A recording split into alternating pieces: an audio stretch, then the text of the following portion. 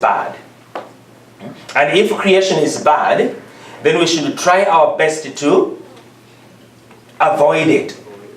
So these heresies have led people into like not wanting to eat, not wanting to do anything to do with the world because it is a product of an evil God with a small g, an evil God, a deluge, an evil God.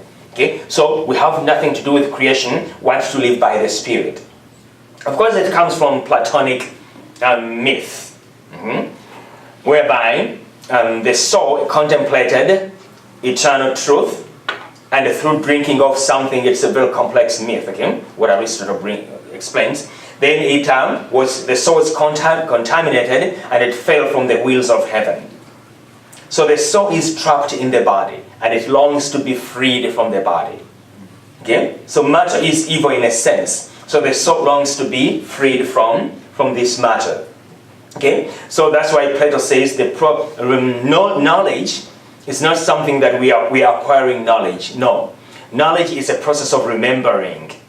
The soul drank of this water and whatever, so it was contaminated and it forgot everything. Okay? And it trapped in a dumb body. So when a philosopher like Plato comes, he starts instructing people in philosophy, and then the soul starts to remember what it contemplated in eternity before it fell from the wheels of eternity to be trapped in a body. So knowledge is simply a recollection, a remembering of what the soul already knew in heaven and forgot. Okay? So we have to, the process of philosophizing is to free the body, rather free the soul from matter so that it goes back to contemplate eternity. So a philosopher is not afraid of death. Death is freedom. That's why you see that some of those concepts are taken over by Christianity. Not everything, okay, but some of those concepts, okay, of explaining things. Okay? So, but some of the people got that from Plato, just taking the myth and said creation is evil. So if creation is evil, we need to avoid it.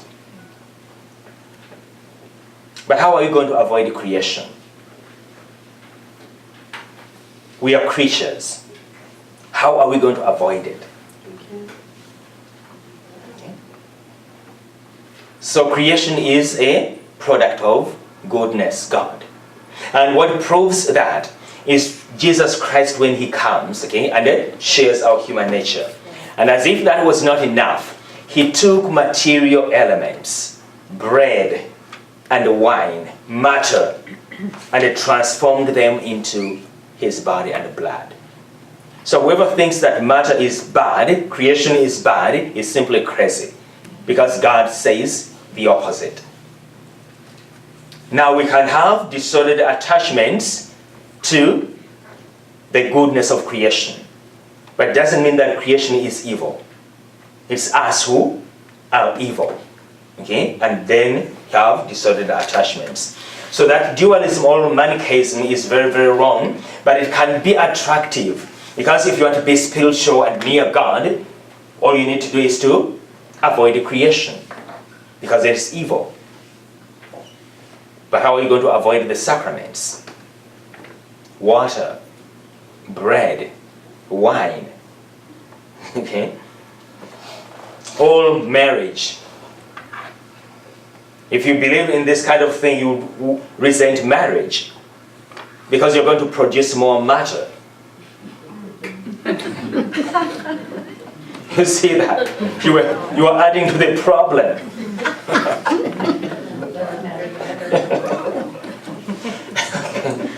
Okay? So according to some of these conceptions, the world, at least the physical world, is evil. The product of a fall. And is thus to be rejected or left behind. Gnosticism. So most of these so-called gospels you hear on the Science Channel or the National Geographic saying that the church was hiding these gospels from the people, they are Gnostic gospels. They were produced by Gnostic movements, okay, claiming that they have higher knowledge. Okay. So this is very significant also to look at in the early church, it was a serious problem, especially in the 2nd century. Okay? When Gnostics were claiming that these teachings, as we see here, creation is evil, whatever, so these teachings were given to them by the apostles. That was their claim. Okay? So these Gnostic people, they were so very shrewd, they misled even a very early church, he's not called a church father, but a very early church teacher. St. Augustine, no? No. But St. Augustine was a manic, he was a No, manic. he never went into heresy. They was called a Tertullian. Okay? Tertullian. So we even studied him in the church because he was an excellent teacher, but he was misled by Gnostics. Okay? He was misled by them. So, their claim was that they have higher knowledge, that the apostles passed on 2 sets of knowledge. One knowledge was for the masses, the dumb, the uneducated, those who can't use their brains well. Okay? So the apostles gave them a set of teachings, lower kind of teaching. And then they took a higher form of teaching and gave it to the Gnostics. That was their claim. So St. Irenaeus, he, like when he got to the, recently we have heard about the Gospel of Judas. Yeah. Mary Magdalene. Yeah, so the Gospel of Judas, St. Irenaeus talks about it in the 170s. 170, around that time, 170 AD. Okay? It was produced by Gnostics. So these people who say, well, the faith was so diverse in the beginning, and the church was just crushed these people. Okay? But now we are discovering all these things. The faith was not homogeneous. We had all these people believing different things. We knew them, they were heretics. And so their claim was, we received it from the apostles. That's how they attracted people. If you want to be intelligent, join the intelligent club. If you want to be dumb, go to the bishops and the priests out there. So who would want to be dumb? So they lure people into their ranks. Okay? But it was a lie. So St. Irenaeus told them, we have talked about this before, okay, tell me, if you claim that your teachings are from the apostles, okay, we know what the apostles taught. How do we know? Because we know the churches they founded. And everything they taught is preserved there. And then he said, let's go to the Church of Rome, founded by the Prince of the Apostles, Peter. Okay? So when we go there and examine the teachings of the Church of Rome, because we know that Peter founded it, and we know the men who have succeeded him in the apostolic ministry. Now that argument is made around 175 AD. Okay? We know the church Peter founded and the men who have succeeded him. Who are they? Linus, Clemens. The Pope. Who's the first pope? Peter. The second one? The third? Clemens. Our New American Bible, the red one. It has the list. Yes, that one. Lift that and see which one do you have. Yes, it has a list. Okay. Yours too. So what are they? Number one is Peter. Linus, Uh-huh. Anacletus, Uh-huh. Clement, Uh-huh. Everidus. Okay. And then on. Okay. So the most, the famous one of the early ones is Clement of Rome. Okay. And he wrote a letter to the Ephesians, so the Clement of Rome is, okay. So we know the men who succeeded them. So if we want to know what Peter taught, we go to the Church of Rome because it's preserved there. So he asked the heretics.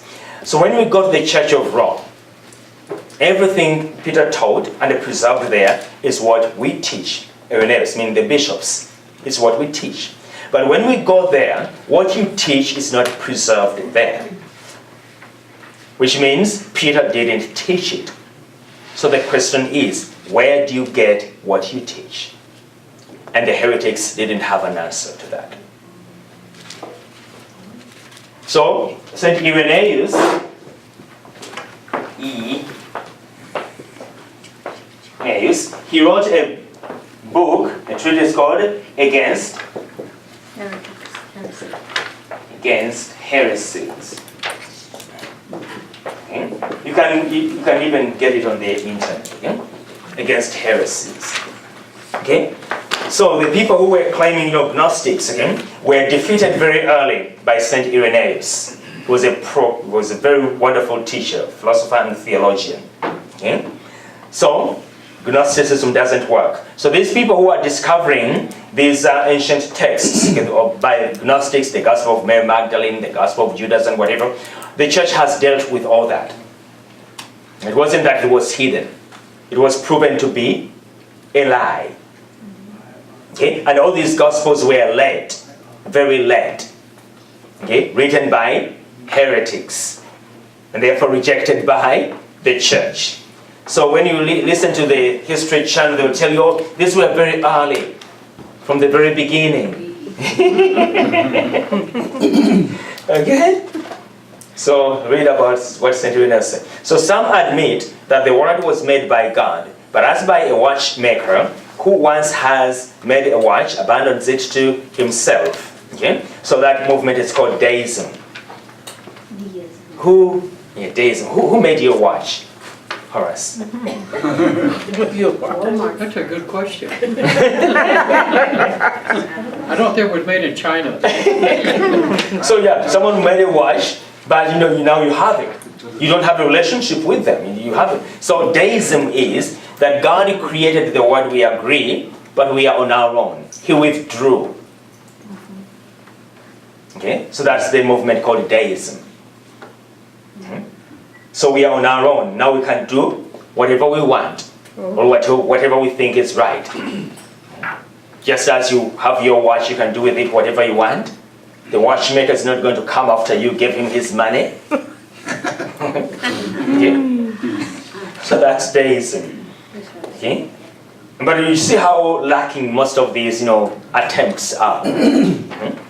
Finally, others reject any transcendent origin of the world, but see it as merely an interplay of matter that has always existed. This is materialism or naturalism, or what today we call militant atheism. Okay? Matter is eternal. Matter has always existed.